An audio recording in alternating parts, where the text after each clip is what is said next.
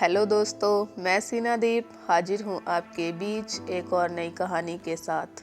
एक समय की बात है, शाम का समय था। जंगल में काली घटा छाई हुई थी। बादलों की गर्जना के साथ बिजली गिर जाती है और जंगल में आग लग जाती है।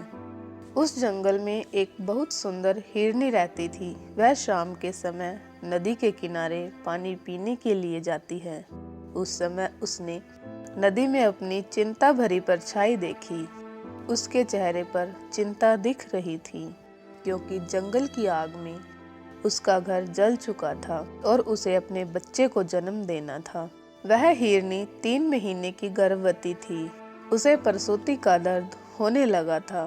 तभी उसने सोचा कि इसी नदी के किनारे वह अपने बच्चे को जन्म दे। अचानक उसे नदी के किनारे झाड़ियों में कुछ आहट सुनाई दी। तभी उसने झाड़ियों की तरफ देखा। एक परछाई दिखाई दी। उन झाड़ियों में एक शिकारी शिकार के लिए बैठा हुआ था। वह शिकारी हिरनी का शिकार करने की सोच रहा था। हिरनी पहले से ही घबराई हुई थी। उस शिकारी को देख और घबरा गई। हिरनी ने धीरे से वहां से भागने की सोची। जैसे ही वह भागने लगी, उसके सामने एक खूंखार शेर आ गया। वह शेर भी हिरनी को अपना शिकार बनाने की सोच रहा था। हिरनी ने चारों तरफ देखा। एक तरफ शिकारी, दूसरी तरफ शेर, तीसरी तरफ जंगल की आग और चौथी तरफ नदी। उसने मन ही मन सोचा, इस नदी को पार करना उसके बस की बात नहीं।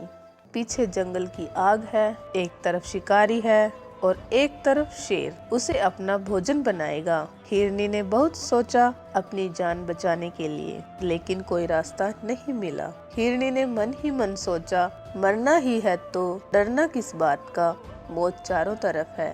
मानो उस हिरनी का दिमाग सटक गया था। ऐसा सोचकर हिरनी सीना तान कर शिकारी के सामने खड़ी हो गई और आंखें बंद करके भगवान से जीवन दान मांगने लगी। तभी शिकारी ने अपनी बंदूक से उस हिरनी पर अपना निशाना साधा कि अचानक जंगल की आग से एक चिंगारी उछली और शिकारी की आंख में जा लगी और शिकारी अंधा हो गया। शिकारी का निशाना हिरनी की ओर से चूक गया और शेर को जा लगा। वह शेर वहीं घायल हो गया। बिजली की गर्जना के साथ बारिश शुरू हो गई और बारिश के कारण जंगल में लगी आग भी बंद हो गई।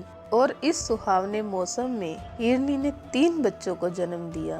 दोस्तों, इससे हमें यह सीख मिलती है कि हमें कभी भी जीवन में परेशानियों से पीछे नहीं हटना चाहिए।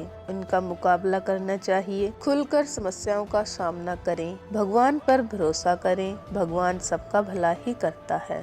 धन्यवाद। फिर मिलेंगे दोस्तों एक और नई कहानी के साथ। तब तक के लिए अपना ख्याल रखिए।